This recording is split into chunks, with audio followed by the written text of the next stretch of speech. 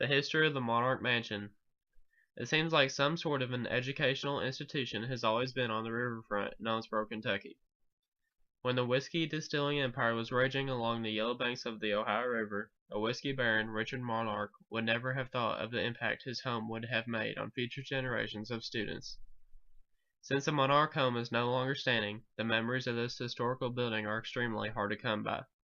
There are few people alive that actually attended the first Davis County High School to carry on its history, so the accounts of all the changes of the building and the property on Highway 60 are very crucial. Davis County High School has a history that does not just carry on from one location. The city of Owensboro was not just created to host a world-famous barbecue festival. The Big O actually has a very intricate role in the history of Davis County. Before becoming Owensboro, the area was also referred to as Yellowbanks because of the shoreline coloring from the Ohio River. During the years of 1797 to 1798, the famous hunter and Indian fighter William Smithers decided to stake his claim on this fertile yellow bank. Smithers built a log cabin and settled where the Executive Inn once stood. As the town continued to grow, the city of Owensboro was established in 1818. By the turn of the 19th century, 2 distilleries were converting corn into whiskey in what would later become Davis County. Owensboro continued to be a farm-centered society going into the Civil War, with most of its economy based on whiskey and tobacco production. The property's location on the Ohio River also proved to be an asset. Before the Civil War began, Kentucky proved to be a neutral state, and that many of the plantations in the area used slaves, but many citizens also believed slavery was wrong. Many slaves that lived along the river often knew that it was their only passage to freedom. More slaves made their escape from slavery by traveling on the Ohio River than any other route on the Underground Railroad. The river was also frequently used for the transportation of goods from the northern to southern states. The Monarch family always seemed to be a distilling family. Richard Monarch was one of 8 sons, 6 of which were in the distilling business. After spending most of his early life farming, he joined his brother in the D. Monarch and Brother Distilling Company. By 1870, Richard owned and operated his own distillery named R. Richard Monarch Distillery, located on the Ohio River. As the Monarch family started to decrease in the late 19th century, Richard began to acquire more and more family-owned distilleries. By 1894, Monarch was the biggest distiller in the county and named the Distillery King.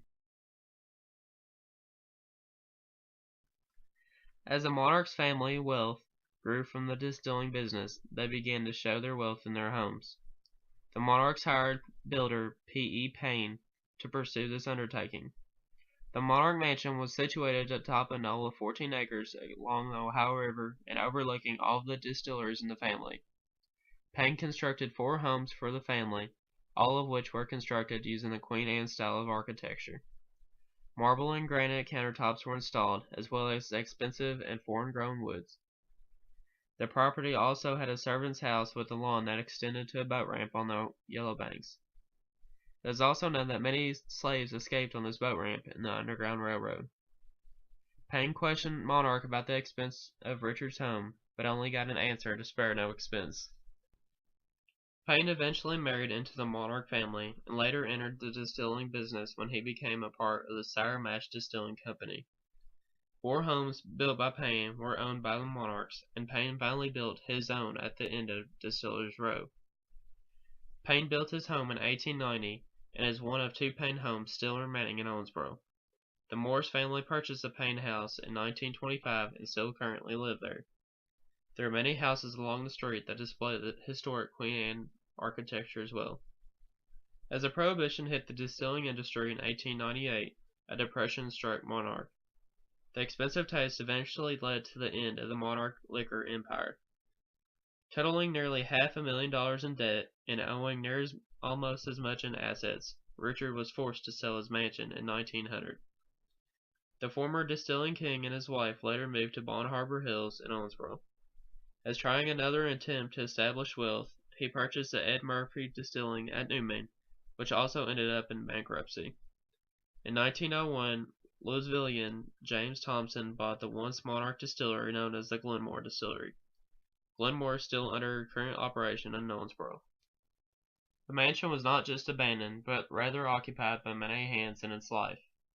The home was soon purchased by the Columbian College, which was previously located in the old McHenry House on West 4th Street in Owensboro. The college used the standard of educating similar to well-recognized schools such as Notre Dame and the University of Kentucky. The school also received support from both Protestant and Catholic churches and graduated 5 priests. However, the college soon fell under financial dismay, just as the previous occupants. The school was sold in 1912. The last year of operation for the Davis County Junior High School came in 1973, as the school prepared for its life as a middle school. Davis County Middle School is still currently in operation with grades 6, 7, and 8 taking their steps towards high school. Many of the original additions are still in existence, such as the gym and all the classroom updates as well as the annexes. The football team now plays where the Monarchs once had their garden.